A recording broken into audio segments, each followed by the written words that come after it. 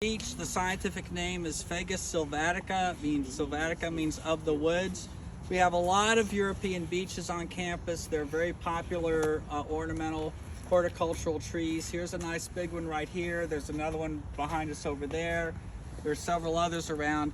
You can find European beeches with all kinds of leaf shape varieties and also color varieties. Sometimes they're called copper beech as well.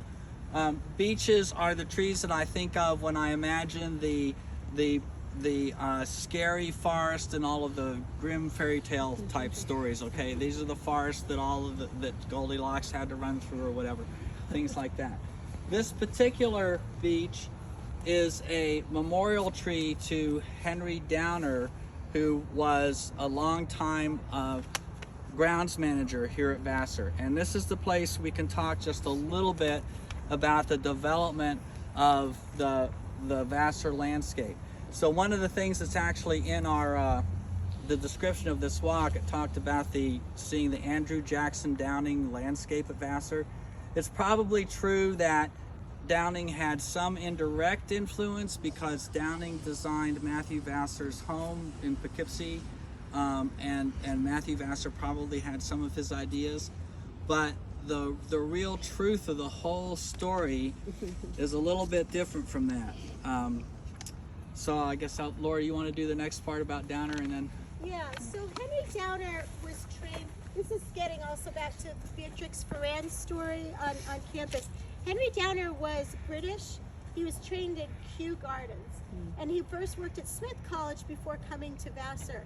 And he had a very good working relationship with the president of the college, Henry Noble McCracken, at that time, who also switched the Buildings and Grounds Committee to be a committee of the Board of Trustees at that time instead of a committee of the whole, so that McCracken could have a little bit more control and not have to take on the entire board when he had things he wanted to do.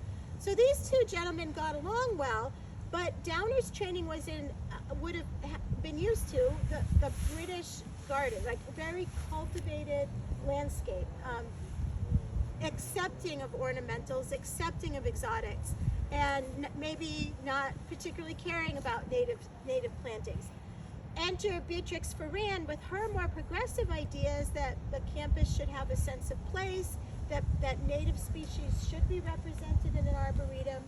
And at first it worked out for the first couple of years, but then Ferrand was charged with working on an arboretum across the street where there's really nothing right now, right? And she started her plan with viburnum, that were these native New York lower understory shrubs. Downer really didn't like that, and that made working conditions between the two of them impossible, and she left. She stopped working on the campus.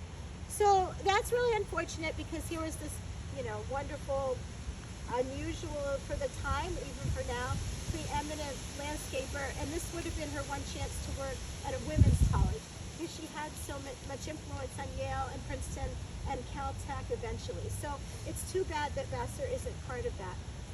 I know that I cast him as the anti-hero in my story. He actually was beloved by students. He was in charge of the greenhouses too, so he would give them free corsages before their dances. And apparently there was an ongoing joke between him and the students about them not walking on the grass. This is just the concern of all campuses, right? Is that you have 5 people abreast and you're messing up the lawn on either side of the sidewalk. So I always have this inner chuckle when Mark tells people to go from the LA, just walk right across the grass, and we come over to the Downer beach. So he's probably turning over in his grave. So that's that story. Our next tree. So I just wanted to say a little bit more quickly about the development of the landscape. So there's been a persistent story for many, many years, in part started by Vassar College Publications, that Frederick Law Olmsted, who designed Central Park and many other places, and his partner Calvert Vaux had something to do with the Vassar landscape. My colleague Yvonne Ouellette in the art department, who we mentioned before, has researched this carefully, and it turns out the answer is no, not really. Okay, so this part I just have to read quickly so I get the times and the dates right. Olmsted and Vaux did visit the Vassar campus, and actually was in 1868. Olmsted declared that Vassar's landscape plan was miserable, and nothing that they recommended at that time was actually ever instituted. Fast forward to 1896, and Frederick Law Olmsted's nephew, John Charles Olmsted, who was then in charge of the company, was consulted and came to campus. Again, none of his recommendations were really adopted.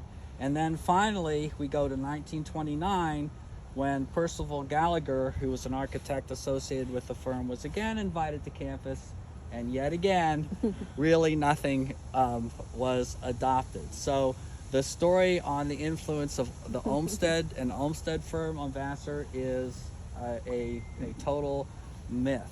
The reality is that the campus was developed and has its current form. It came about, shall we say, organically.